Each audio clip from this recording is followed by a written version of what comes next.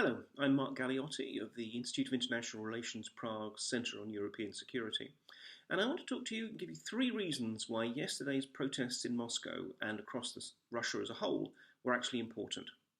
First of all, the very fact of the protests. Tens of thousands of people came out in over 80 cities across the country, not just the usual metropolitan Moscow and St. Petersburg set.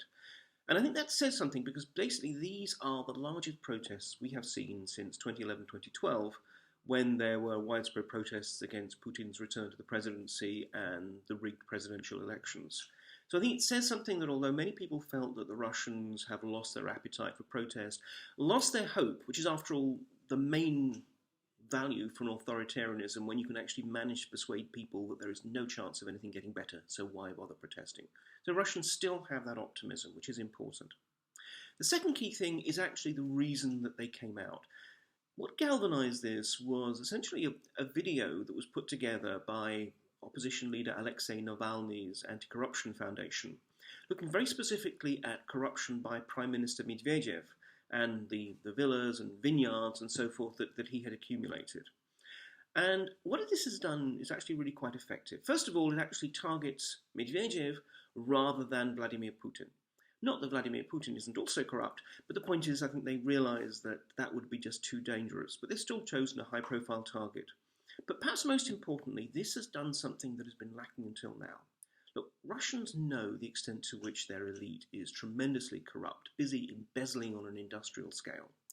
But in so many ways, I think up to now, they've essentially regarded it as something like the weather, something to be endured rather than something you could think about changing. And also, they haven't yet really connected, or until recently, haven't connected that level of embezzlement and corruption with the miseries in their day-to-day lives, with the fact that the local hospital has been closed, with the fact that there isn't money to fix the streets and so forth. What Navalny has done, I think, very effectively through his campaign is precisely persuade Russians that actually what happens at the top of the system, in the Kremlin, amongst Putin's closest confidants and so forth, also affects day-to-day life. And that's why they're angry, and that's why they're actually coming out. And that, to me, I think is a really crucial issue. The corruption point is something that can unite pretty much every Russian against the Kremlin. Everyone knows corruption. Everyone can feel the impact on their own life. If they feel something can be done about it, and there is someone who's willing to articulate it, then that actually is something that can unite the truck driver from Omsk from the intellectual in Moscow. And the third reason why it's important is what it says actually about the Russian authorities. I don't actually think they really know what to do. Navalny is planning on running as a rival to President Putin in next year's presidential elections. And the authorities don't seem to be sure whether they want to let him do it or not. They raise court cases, they convict him, then the court case is annulled and so forth. Looking at these protests, I mean, first of all, in Moscow they cracked down really very hard. Several hundred people were arrested. In some other cities, actually, the protest went ahead without a hitch. Perhaps most importantly, though, is that the officially controlled media, particularly state TV, didn't even mention it. A runaway cow in America got more coverage than mass protests throughout the country. This is not going to work. This is not the Soviet Union. This is actually a highly networked, highly internet-savvy population, amongst whom information passes dramatically quickly. If the authorities really think they can keep a lid on this, then they're deluding themselves. And more to the point, they haven't yet worked out what to do with Navalny. They arrested him yesterday before the protests, but the protests went ahead regardless. It could be that they'll decide this is the time to really crack down hard. It could be that they'll actually hope that somehow this will burn itself out.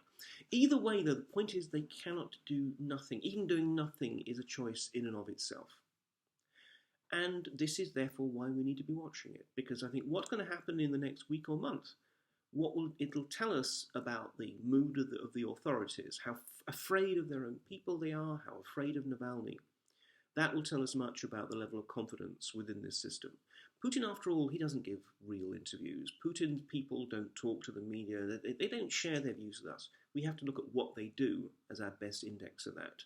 And in this respect, Alexei Navalny, in his protests, has not only opened a whole new chapter in Russian politics, he's also opened a whole new chapter in Kremlinology, for those of us who watch it from outside. So I'm Mark Galeotti for the Institute of International Relations, Prague. Thanks for watching.